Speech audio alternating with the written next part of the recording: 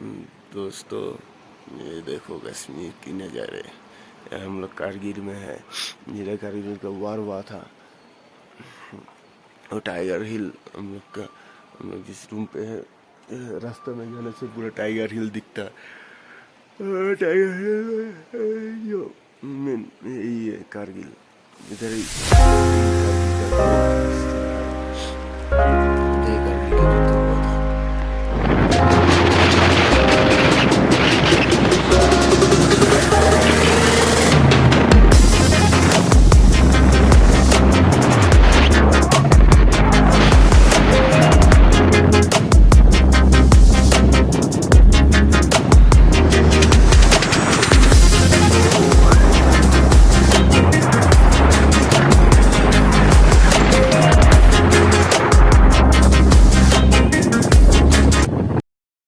दोस्तों, यही है हम लोग का इंडियन आर्मी का ताकत, जो अभी कारगिल का वार का जीतने के बाद हॉल मेमोरियल हॉल बन के रखा हुआ है।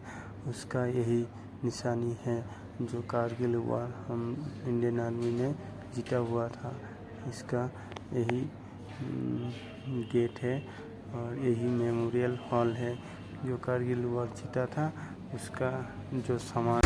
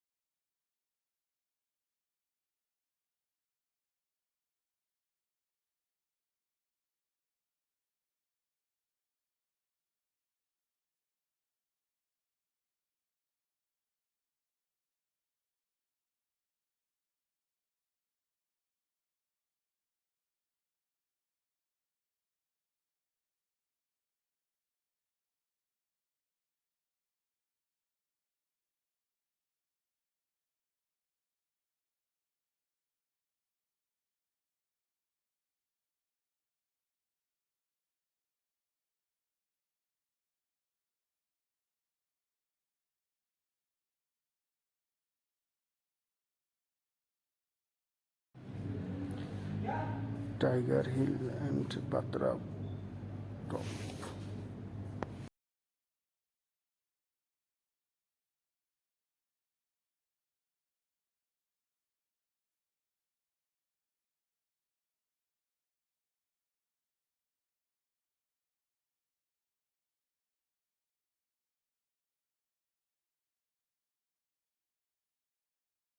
इससे पहले 71 में हमने बांग्लादेश को आज़ाद करवा दिया और वर्ल्ड रिकॉर्ड बना दिया कि 93,000 सोल्जर किसी भी कंट्री के एक वॉर में सरेंडर करवा दिए। तो फिर उनको दुख दर्द हो रहा था। फिर उनके जब जनरल परवेज मुशर्रफ साहब जब चीफ ऑफ आर्मी साहब बन गए तो उन्होंने ये प्लान बनाया कि हम कुछ करेंगे जिससे क्या है कि मतलब भारत को नीचे देखना पड़ेगा। तो सबसे बड़ी बात है कि हमारे जो लेह लद्दाख वाला सेक्शन है ये सबसे अलग और समृद्ध सेक्शन है, मतलब वहाँ पे दिखा हुआ नज़ारा सब अच्छा है, तो लोग यहाँ पर विजिट करते हैं, पुराने ज़माने से ही है। तो उन्होंने ये प्लान बनाया कि हम क्या करेंगे, इस लद्दाख सेक्शन को अलग करेंगे। तो ये इसको जोड़ने वाला उस वक्त एक ही रोड था, NH1D, ये जो हाईवे है जहाँ से आप लोग आए, एक ही रास्ता था। तो उन्होंने ये प्लान बनाया कि हम आएंगे, इन चोटियों पर कब्जा करेंगे और इस रास्ते को कट ऑफ कर देंगे ताकि जो हमारा राशन, पानी, वेपन, इक्विपमेंट, अम्यूनिशन जो भी है यहाँ से ऊपर नहीं जाएगा। अगर ये सारी चीज़ें नहीं पहुँचेगी तो सेना लड़ाई लड़ सकती है क्या? नहीं लड़ सकती। तो इसीलिए उन्होंने ये प्लान बनाया।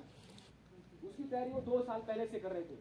1998 में जब जनरल परवेज मुशर्रफ उनके चीफ ऑफ आर्मी साहब बन गए तो उन्होंने अपनी जो 5 नॉर्दर्न लाइट इन्फेंट्री 1924 फोर्स और कुछ कमांडोज को एकत्रित करके जो टेररिस्ट का जो ड्रेस है उसमें उसको पहनाकर यहाँ पर भेज दिया नवंबर में। जब हमारी फौज वापस आ गई बर्फ गिरने के बाद, उनकी फौज वापस चली गई पूरी तैयारी के साथ, ज़्यादा वेपन, एम्यूनिशन, इक्विपमेंट और ज़्यादा लोग लेकर वो आ गए।